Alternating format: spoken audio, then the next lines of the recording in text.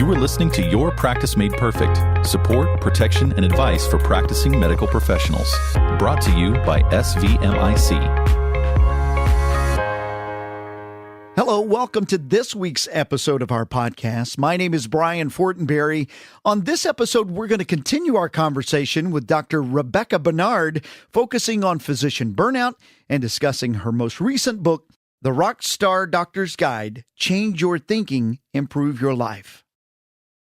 Initially, we were talking about how to be a rock star doctor from the patient perspective. You had written a new book, The Rockstar Doctor's Guide, and it kind of talks about how the doctor takes care of themselves more. Is that correct? That's right. It's all talking about how physicians can learn to change the way that we think about things so that we can improve our lives and take back control for ourselves. You know, so much of what we're trying to do with physician wellness involves trying to change our system, trying to change our organizations, and those are good things. Those are good goals. But they're also things that take a lot of time and a lot of investment from many, many different stakeholders. With this book, I'm trying to give physicians specific tools that they can use as individuals to help themselves think about things differently and take back control. I wrote the book with a psychologist. He's excellent. He does work with several physician wellness programs in my community. And we set up this physician wellness program through our county medical societies because we had a high rate of burnout. We had several physician suicides. I work in an office that straddles two different counties here in Florida, and we had 2 suicides right around the same time in both counties. And it really highlighted the struggle that doctors are facing. So both medical societies decided at that time that we wanted to invest in our doctors, and we created a physician wellness program where we were able to match physicians with a psychologist anonymously, confidentially, and the medical society also paid for a certain number of visits. And we did this as a motivation for doctors so that they didn't have to worry about the stigma of seeking help. And one of the psychologists in this program, Dr. Cohen, and we collaborated to write this book to talk about different strategies that doctors could use. Of course, we recommend doctors, seek help and work with a psychologist, but there are things that we can do to get started that are self-directed. Absolutely. And, there is, unfortunately, a stigma at times about seeking help, seeking advice. Certainly when you're a professional like a practicing physician, it is hard to kind of say, hey, I can't handle this myself. Is that part of the reason that you were driven to write this book?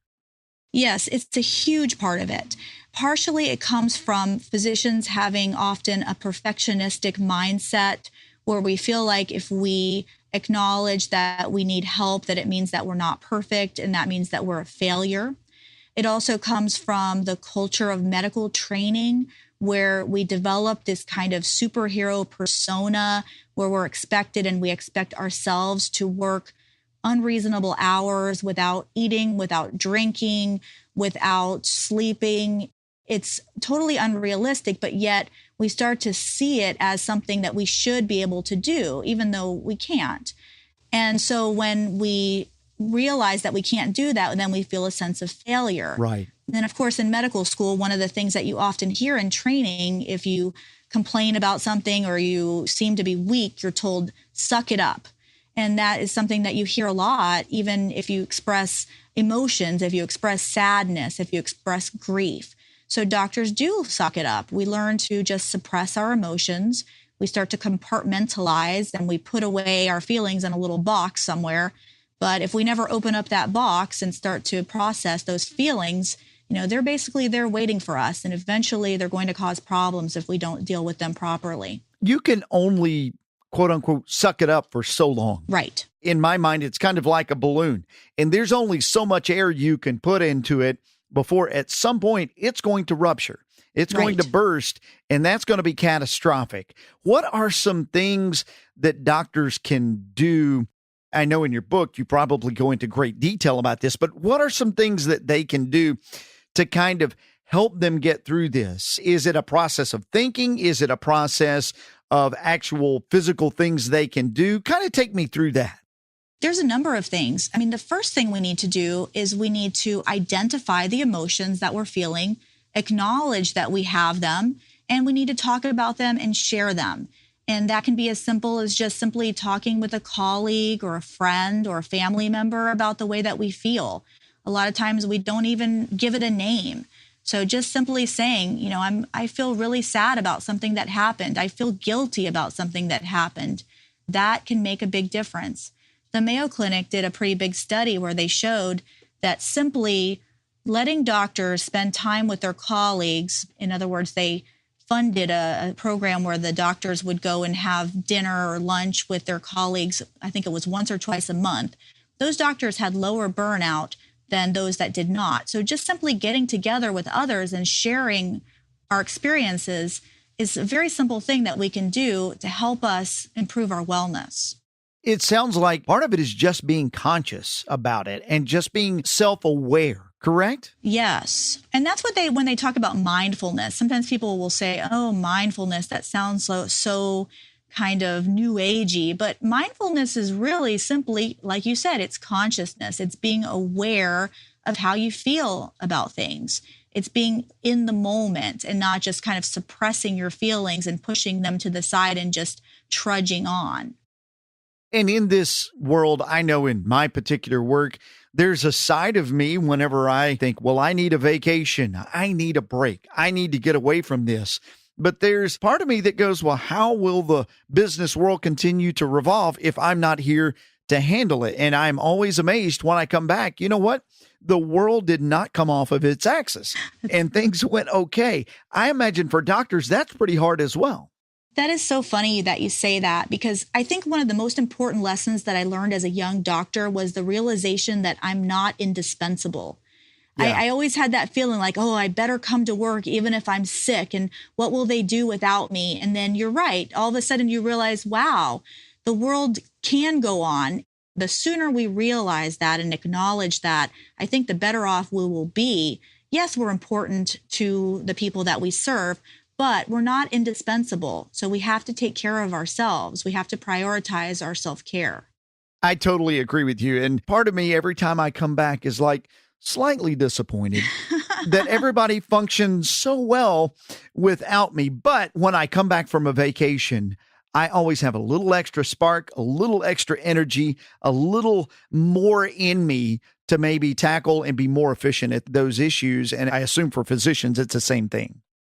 I think a little bit of that for us can be ego, because we get our needs met in different ways, and we do all have the need to be needed and feel important. And many physicians get that through work. So it's important to also fill that in other ways, which is to nurture family relationships, to nurture friendships. And that way, when you're getting your needs met through other ways than just work, then it's a little easier to step away from the job. The job is not offering you everything. You need to have balance. So you need to have different elements of your life. Work should not be everything. I have some very close friends that are physicians, and I am always amazed. They are such achievers. And if they're not at work, they come home and they find other things to work on. And I will tell them, take a break, take it easy. And they like, this is taking a break for me. So it is a different mindset, but it is finding that works for you, correct?